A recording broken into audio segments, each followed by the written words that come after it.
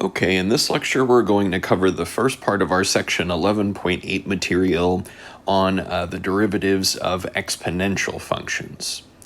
So we'll start by stating the following theorem, which will tell us how to find the derivatives of some basic exponential functions. So for instance, if we're working with the function f of x is e to the x, that is the natural exponential function, or the base e exponential function, then the derivative f prime is e to the x. So that is, the exponential function e to the x is its own derivative, or the derivative of e to the x is itself e to the x. Now, if we consider some slightly more complicated examples, for instance, if we have a function of the form f of x is e raised to a function of x, that is something of the form e to the g of x power, then we have a composite function, and we therefore have to make use of the chain rule to differentiate. So the chain rule says the derivative of the function e to the g of x power would be the derivative of the outer function. Now recall, the derivative of e to the x is itself, so we would have e to the same power, g of x, and then we have to multiply by the derivative of the inside function. Now the inner function is g of x, so we're multiplying here by the derivative of that g of x function, that is g prime of x. So let's consider some examples working with the derivatives of these exponential functions. So in this first problem, we're asked to find the derivative of the given function. And in part A, we have y is the product of 2x squared minus 1, a polynomial, and e to the x, the basic exponential function. So, since we're looking at a product of two functions, we have to use the product rule. Now, the product rule says that our derivative, y prime, is found by first taking the derivative of the first function in our product. So here, the derivative of 2x squared minus 1 would be 4x to the first power. And then we multiply by the second function in our product, which was e to the x. And then we're adding the first function in our product, which was 2x squared minus 1, times the derivative of the second function, which was e to the x. Now the derivative of e to the x is e to the x, so we have the following. And we can simplify a little bit here if we notice that each term in this summation for our derivative has a common factor of e to the x. Then we can factor out e to the x, and we're left with 4x plus 2x squared minus 1, or my personal preference would be for the polynomial to write it in the order from highest to lowest power of x. So that would be 2x squared plus 4x minus 1, all times e to the x. So this would be our derivative. Now in part B, we have y is the square root of 1 minus 3 times e to the x.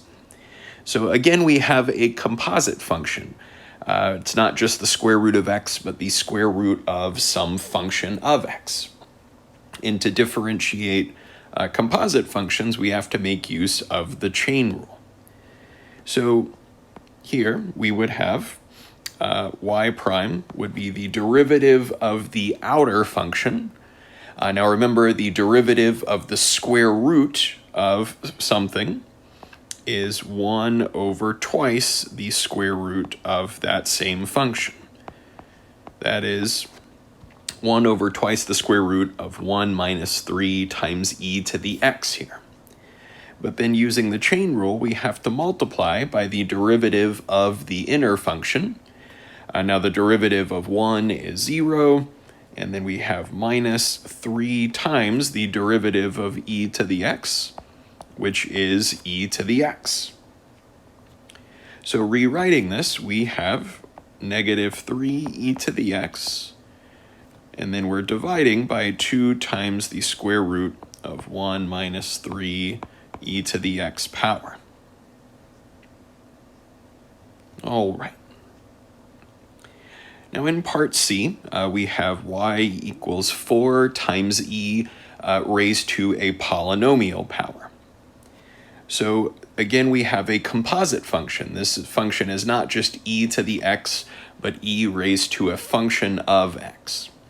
So using the chain rule, we would have y prime is equal to 4 times, well, the derivative of e raised to a function is e raised to that same function, and then we multiply by the derivative of the inner function. In this case, the derivative of 11x plus 2, which would be the slope of that linear function, or 11 in this case. So simplifying a little bit, we could write this as 4 times 11, which would be 44, times e to the 11x plus 2 power.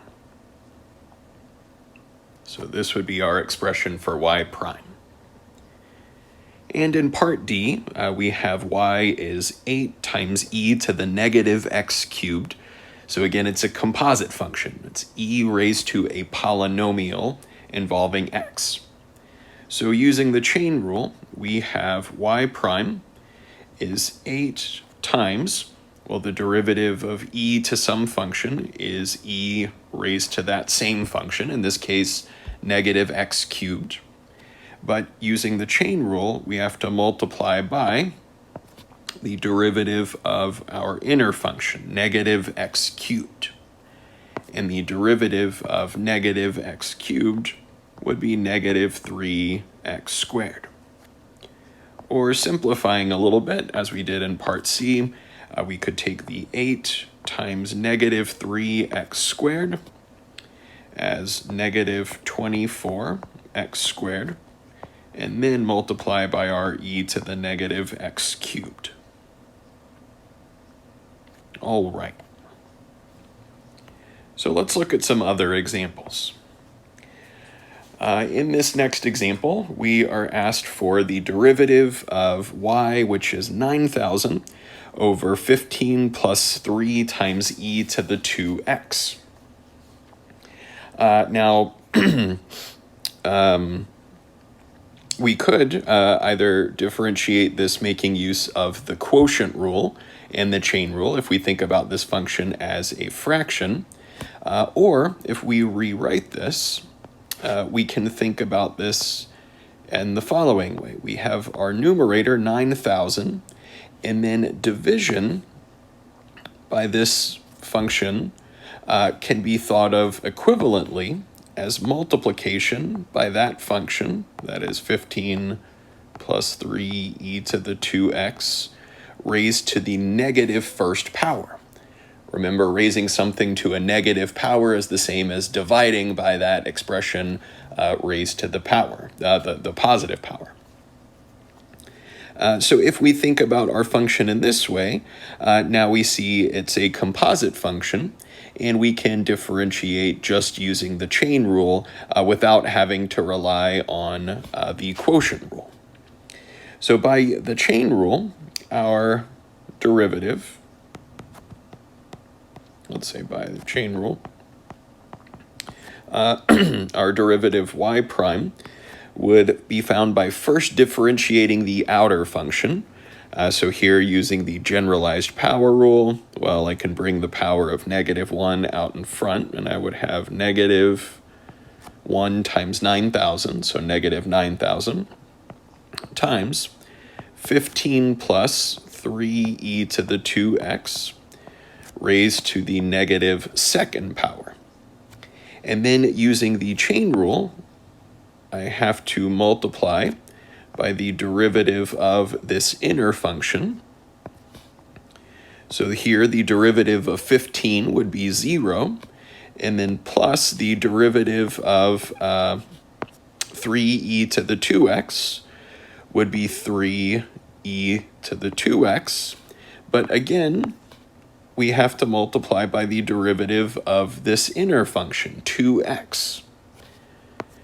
Now the derivative of 2x would be 2. So simplifying, let's see what we have. We've got a negative 9,000 times 15 plus 3e to the 2x to the negative 2 power. And then in this last expression where we have a 3 times 2, we can write this as 6 times e to the 2x. So now simplifying a bit further, I could take my negative 9,000 times 6e to the 2x power, which would give me negative 54,000 e to the 2x. And then the expression 15 plus 3e to the 2x raised to the negative 2 power, we can rewrite as division by 15 plus 3e to the 2x raised to the positive 2 power. So we have the following expression for our derivative. And we see in this example, by thinking about the function y in a different way, we could avoid using the quotient rule in this example. So let's consider another one. In the next example, we're asked for the derivative of y is e to the 3x squared times the square root of 4 minus x cubed. So we have a composite function where we have e being raised to a product of two different functions. So in this example, we're going to have to make use of the chain rule as well as the product rule. So let's say by the chain and product rules, our derivative, y prime, would be, well, we start by differentiating the outer function. So the derivative of e raised to some function is e raised to the exact same function, 3x squared, times the square root of 4 minus x cubed. But then making use of the chain rule, we have to multiply by the derivative of this inner function. So for right now, I'm just going to write this as multiplication by the derivative of this inside function, which was 3x squared times the square root of 4 minus x cubed. So let's see what we have for that derivative. So we have out in front our e to the 3x squared times the square root of 4 minus x cubed. And to differentiate this expression, well, we have a product of two functions, 3x squared and the square root of 4 minus x cubed. So here's where we need to make use of the product rule. So let's take a look at this. We would have,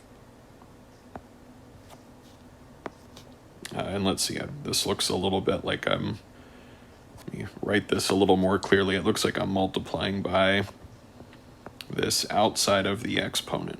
Rewrite this in the exponent so it's a little more clear. Now, applying the product rule here, we first differentiate our first function in the product. So here the derivative of 3x squared is 6x to the first power, and then we're multiplying by the second function in our product, which was the square root of 4x cubed. Then we add the first function in our product, which was 3x squared, times the derivative of this second function, that is the square root of 4 minus x cubed. But to differentiate that, we again must make use of the chain rule. It is a composite function. So we start with the derivative of the outer function, And recall the derivative of the square root of stuff is 1 over twice the square root of that same stuff. And now we have to multiply by the derivative of that innermost function, which was 4 minus x cubed. So the derivative of 4 minus x cubed is negative 3x squared. So we have the following expression for our derivative, and let's simplify our answer just a little bit. We have e to the 3x squared times the square root of 4 minus x cubed, which we're then multiplying by 6x times the square root of 4 minus x cubed, plus, when we're multiplying the 3x squared times the negative 3x squared, we have a negative 9x to the fourth, and then we're multiplying by 1 over 2 times the square root of 4 minus x cubed, which is the same as just dividing by twice the square root of 4 minus x cubed. So this would be an expression for the derivative of that function. So we see in this one it gets a little bit complicated when we start combining multiple rules that we've looked at, or if we have to apply the chain rule in multiple places for a single problem. So let's look at the next type of exponential function. So we've been looking at derivatives of functions that involve e to the x, or e raised to some function of x. In those types of exponentials, that is e to the x, which has a base of e, is called the natural exponential function. However, not every exponential function has a base of e. So the next thing that we'll talk about will be the derivative of a general exponential function. So let's consider such a function. Say, for instance, f of x is a to the x power. I claim the derivative of a to the x is a to the x, so it is its own derivative, just like e to the x. But out in front, I have to multiply by the natural log of the base. That is the natural log of a. Or, making this a little more general, if we have the function f of x is a raised to a function of x, say a to the g of x power, then we have a composite function, and making use of the chain rule, we would start with the derivative of the outer function. Now remember, the derivative of a to the power of x would be a to the same power of x, so here a to the g of x power, and then we multiply by the natural log of our base a. But then using the chain rule, we have to multiply by the derivative of the inner function g, which is g prime. So this theorem is actually not too difficult to prove. So the question really is, well, why do we have to have this extra factor of natural log of a out in front? Well, if we think about our function, f of x, as a to the x, what makes this a little tricky is that we're familiar with the base e exponential as having its derivative being the exact same function. So if we rewrite a to the x in terms of the base e exponential, this is the same as e raised to the natural log of a to the x power, because remember, the natural exponential, the base e exponential, and the natural logarithm, or base e logarithm, are inverse functions. So we can rewrite it in this way, And then I can make use of a property of logarithms, which we'll explore in more detail in just a moment, which says that the natural log of a to the x power is the same as x times the natural log of a. That is, I can bring the exponent out in front of my logarithm. So I would have e raised to the x times natural log of a. So now I know how to differentiate this function. Using the chain rule, I would have f prime of x is equal to, well, the derivative of e raised to stuff is e raised to the same stuff, but then we have to multiply by the derivative of the inner function. Now the derivative of x times the natural log of a is just the slope of that line, which would be the natural log of a here, whatever constant we're multiplying by x. So now I have the natural log of a times this e raised to the x times log a, but we've already shown in our initial work that this expression, e raised to the x times log a, is exactly equal to a to the x power. So we're multiplying that by a to the x, and that was what we wanted to show, that the derivative of a to the x is the natural log of a times a to the x. All right. So let's consider some examples of differentiating a general exponential function. So in part A, we have y is equal to 8x squared. So here we see that we have a composite function involving an exponential, which has a base of 8. So using our new rule for differentiating general exponential functions, well, the derivative of 8 raised to some function of x would be the natural log of the base, so in this case natural log of 8, times 8 raised to the exact same function, x squared. But now, making use of the chain rule, we have to multiply by the derivative of the inner function, x squared. And the derivative of x squared is 2x.